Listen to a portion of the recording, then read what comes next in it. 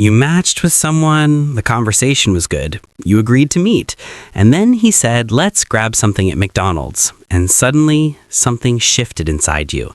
Maybe you felt confused, maybe a little disappointed, maybe you started wondering, does he actually like me? Is this low effort?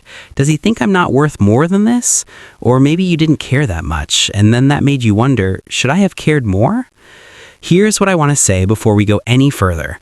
Your reaction makes complete sense, but it probably has very little to do with McDonald's. Most people think they're reacting to the venue, but they're not really. What's actually happening is this. You're in an emotionally loaded situation, working with very limited information, and your brain is doing what it always does. It's trying to protect you. It's asking, am I being undervalued before this even begins? And underneath that question is something even more vulnerable, the fear of accepting too little too early. The fear of saying yes to this might mean slowly saying no to yourself. That's what the discomfort is really about. Not the golden arches, not the paper cups, but the deeper question of whether you matter to this person and whether you'll know the answer before it's too late. Once you understand that, the whole situation becomes much easier to read clearly. There's also something else at work. Most of us carry invisible expectations about what a first date is supposed to feel like. Not necessarily fancy, not necessarily expensive, but something that feels at least a little intentional. When that expectation gets disrupted, it creates a very specific kind of discomfort. Psychologists call this an expectancy violation, when reality breaks a social script you were unconsciously relying on. And the brain doesn't just notice the mismatch, it immediately tries to explain it. That's when thoughts like these show up. Maybe he's not serious. Maybe he's cheap. Maybe I'm already being asked to accept less than I want. The discomfort comes from two things at once, the choice itself and the story your mind begins building around it. But here's the thing.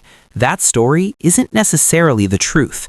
It's your brain doing its best with incomplete information. So let's get more information. Imagine one version of the state. He suggests McDonald's. You meet him and the energy is low effort from beginning to end. He's distracted, he checks his phone, he asks very little about you, and afterward there's little to no follow-through. In that case, the issue isn't McDonald's. McDonald's is simply matching the overall energy of the interaction. The venue told you the truth, you just heard it through the wrong lens. Now imagine a different version. Same suggestion, but when you meet him, he's fully present. He remembers details from your earlier conversations. He makes you laugh. The conversation flows naturally. You feel relaxed. You feel seen. You lose track of time. Same venue, very different experience, very different meaning. That contrast is the whole point. The venue is a clue, but it is not a conclusion. What it means depends entirely on what surrounds it, how he shows up, how present he is, and what happens after the date ends. A lot of people assume that a nicer restaurant automatically means more interest, more respect, more seriousness. But psychology suggests something more complicated.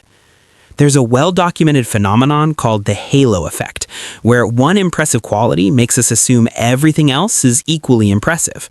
A candlelit restaurant, a carefully chosen wine list, an elegant setting. Your brain reads all of it as effort, as taste, even as genuine interest in you. And without realizing it, it begins filling in the blanks. He must be thoughtful. He must be serious about this. But the halo isn't the person, it's the lighting. When the environment does the emotional heavy lifting, it's easy to walk away feeling impressed without ever actually feeling seen. Have you ever been on a beautiful date that somehow felt hollow? That's the halo effect working against you. Cost and effort are not the same thing, and presence is much harder to fake than presentation. Some people immediately think, he's testing me, and sometimes that might be true. Choosing a casual venue to see if you're easygoing, whether you care more about connection than appearances, whether you'll judge him based on what he spends. But sit with that for a moment, because if someone is quietly evaluating you on a first date without your knowledge, watching to see how you react, mentally scoring your response, that's not low pressure. That's a dynamic where you're being assessed before you've even had a conversation. Do you want to start something with someone who leads with a test rather than genuine curiosity?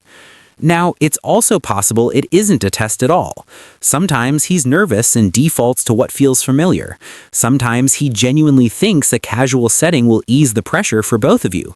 Sometimes he simply didn't think that hard about it. One choice alone cannot tell you which of these is true. Only his behavior over time can do that. And if you're watching this as the person who suggested McDonald's, it's worth asking yourself honestly, what were you actually trying to communicate? Because intention matters, but so does whether that intention was ever felt on the other side. So instead of asking, is McDonald's a red flag? Ask this: what is the overall quality of attention I'm receiving from this person? Do I feel respected? Does this person seem genuinely interested in knowing me?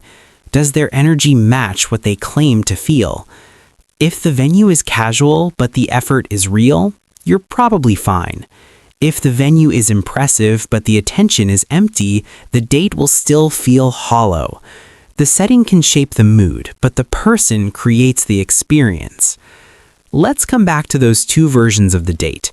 In one, McDonald's was a symptom, a venue that matched low effort, low presence, low interest. In the other, McDonald's was just a place, and what happened inside it was real. A McDonald's first date is not automatically a red flag, but it's not meaningless either. It's information, not proof, not a verdict, not the whole story, just information.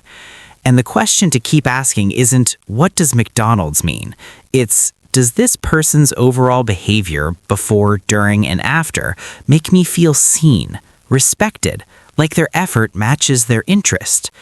People reveal themselves less through one symbolic choice and more through the consistency of their attention over time. So don't panic, don't rationalize too quickly, and don't judge too harshly either.